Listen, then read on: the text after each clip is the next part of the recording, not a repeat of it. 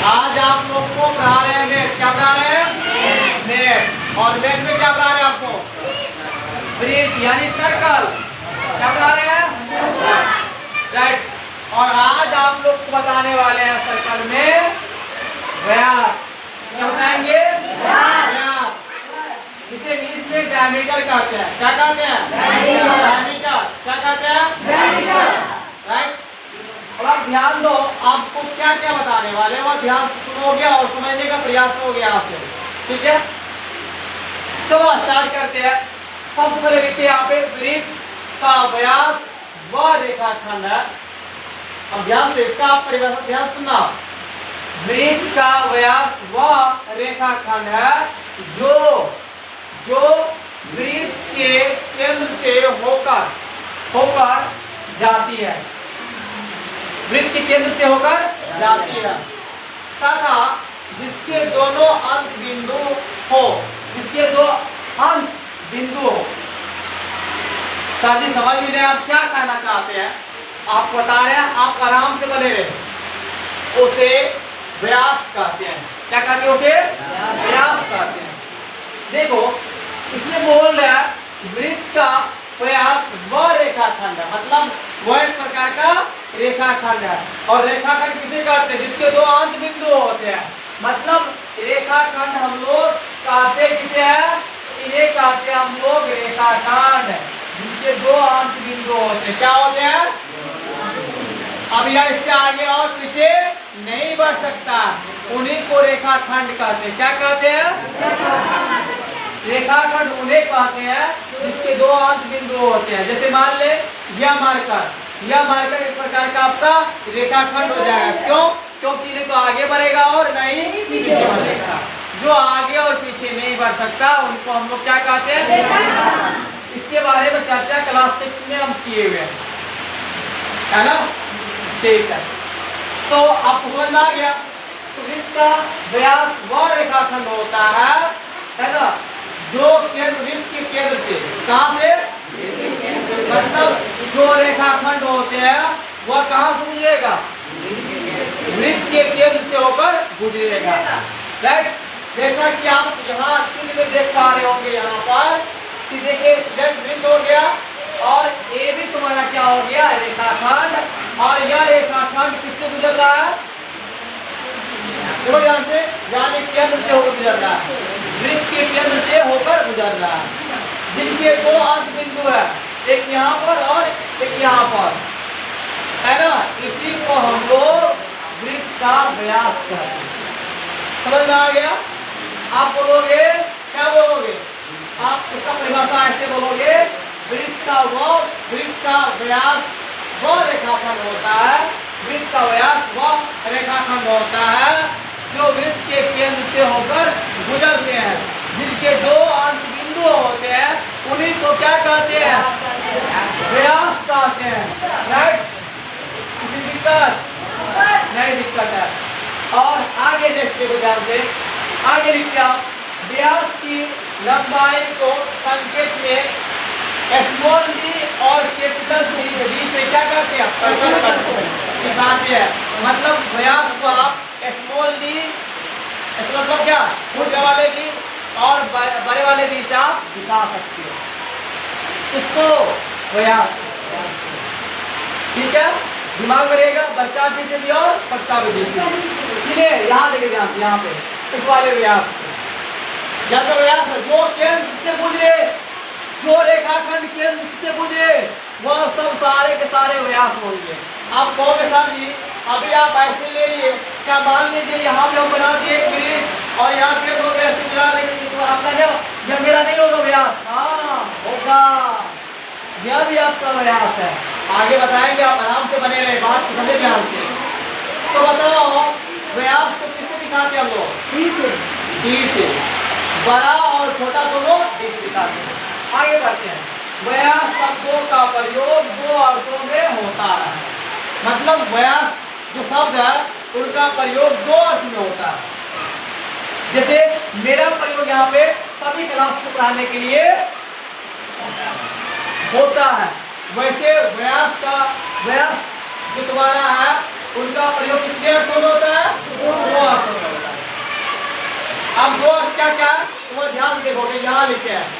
क्या लिखते हैं, यदि वृत्त का व्यास डी है तो इसका अर्थ यह होगा कि वृत्त की लंबाई डी है।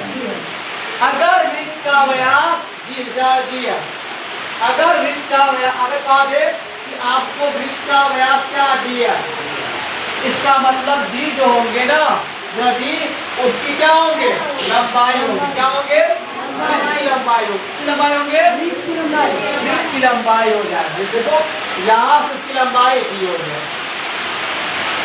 बात समझ आया, किसी दिक्कत? अगर व्यास, अगर वृत्त का व्यास डी है तो आप रखो, याद रखो कि डी जो बड़ा होंगे वह वृत्त की लंबाई हो जाएंगे। क्या हो जाएंगे, याद कर ले। दूसरा, यह काला हो गया और यह दूसरा, यदि ए बी वृत्त का व्यास है तो इसका अर्थ होगा कि रेखाखंड ए बी, रेखाखंड ए बी वृत्त के केंद्र से होकर गुजरता है। अगर वृत्त का व्यास ए बी हो गया, याद रखो ए बी तुम्हारा क्या है, रेखाखंड है जो वृत्त के केंद्र से होकर गुजरता है। इसका अर्थ यह होगा, अगर व्यास ए बी हुआ तो वह वृत्त के केंद्र से होकर गुजरेगी, और यदि डी हुआ तो वह आपका होगा वृत्त की लंबाई। अपने दिमाग को ओपन करो और हमारे बातों को सुनने का प्रयास करो। हम क्या बता रहे हैं आपको, क्या बताना चाहते हैं आप? Are you right? किसी दिक्कत नहीं है? उम्मीद करते हैं आपको इतनी बात समझ में आए होंगे। आपको नए और बताते हैं, नए और बता देते हैं आपको। ओके, ठीक है, यहां तक किसी दिक्कत? ठीक, चलो अब हम लोग समझते हैं, यानी इसमें जो वृत्त से जुड़े हुए और भी बातें हैं उसे आप लोग को बताने वाले हैं। वह ध्यान सुनो आप। यहाँ लिखा हुआ किसी वृत्त में उतने व्यास हो सकते हैं जितनी हम कल्पना कर सकते हैं। मतलब आप किसी वृत्त में जितने व्यास सोच सकते हो, जितने आपके मतलब से हो सकते हैं उतने व्यास हो सकते हैं। बात समझ गया? अगर आपको समझ नहीं आया तो और को ध्यान से, जैसे मान लें यहाँ पे वृत्त बना लेते हैं आप, यहाँ पर केंद्र हो गया। देखो जो भी मतलब आप देखे ध्यान से, आप मतलब जो भी केंद्र से होकर गुजरेगा, जितना भी केंद्र से होकर गुजरेगा, जिसे भी आप केंद्र से होकर गुजारोगे वह सारे के सारे क्या होंगे, आपका व्यास होंगे। इसलिए व्यास में जितने आप सोच सकते हो, है ना, अगर जितने आप सोच सकते हो वृत्त में व्यास हो सकते हो उतने वृत्त में व्यास हो सकते हैं। राइट? किसी दिक्कत? हाँ, वही लिखा आप लोग। आगे वृत्त के सभी व्यास की लंबाई बराबर होते हैं। वृत्त की सारे व्यास की लंबाई इधर से गुजरे, इधर से गुजरे, इधर से गुजरे, इधर से गुजरे, लेकिन इन सब की लंबाई क्या होंगे, बराबर होंगे। दिमाग बात हटा ले, सब बराबर होंगे। क्या होंगे, बराबर होंगे। दिक्कत?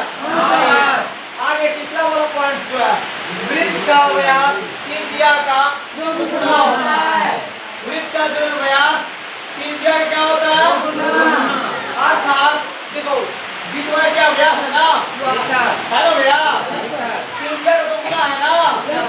जैसे और सुनो, जैसे एग्जाम्पल में अगर मान ले r का मान 2 है, बताओ d का मान कितना आएगा, d का मान कितना आएगा, d का मान कितना 2r, और यहाँ पे 2 होगा कितना, 2 का कितना 2 बराबर कितना आएगा, तो d का मान कितना हो गया ना।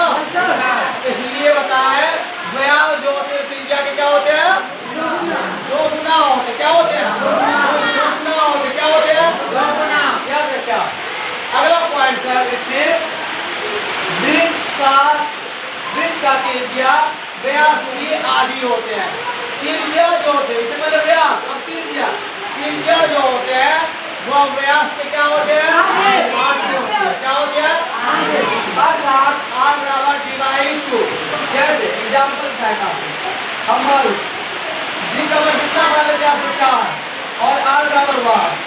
अब r का मान निकालोगे, r बराबर क्या होगा, d/2, और यहाँ r बराबर, कितना कितना हो गया 4 बटे में 2 2 कम 2 दूसरी 4 कितना गया इसका मान कितना गया 2 देखो ठीक है कितना था 4 लेकिन r में कितना गया 2 इसलिए तुम लोग को पता है कि r जो होते मतलब त्रिज्या r क्या कहते हैं हम लोग त्रिज्या जो होते हैं वो व्यास की आधी होती है। क्या होते हैं सही बात लिखते हैं यहाँ देखे ध्यान से यहाँ से यहाँ तक आप देखे ध्यान से जहाँ से यहाँ तक आपका व्यास है लेकिन आप देखे ध्यान से यहाँ से इधर तुम्हारा हो गया व्यास सॉरी पूरा क्या हो गया त्रिज्या आधा त्रिज्या इधर हो गया आधा इधर हो गया मतलब आप इन दोनों को जोड़ोगे तो क्या आएगा तुम्हारा r प्लस r बराबर कितना आएगा 2r कितना आएगा 2r मतलब यहाँ से यहाँ एक आपका त्रिज्या और यहाँ से तुम्हारा क्या आएगा त्रिज्या और इन दोनों r को मिला देने कितना बनता है 2r की बात आगे फिर से बोल देते हैं हम बोले किसी वृत्त में उतने व्यास हो सकते जितना आप सोच सकते हो ठीक है। अब आगे वृत्त के सभी व्यास की लंबाई क्या होते हैं बराबर होते हैं। क्या होते हैं बराबर होते हैं। उसके बाद आप बताते हैं वृत्त का व्यास त्रिज्या के दुगने होते हैं बता दिया आपको। और आगे बोलते हैं वृत्त का जो त्रिज्या होते हैं वो व्यास की समझ के बाद और सारे बात और यहाँ की तरह आप किस तरह समझ सकते हैं राइट। मिलते हैं नेक्स्ट अगले वीडियो में तब तक के लिए आपको दो इजाजत।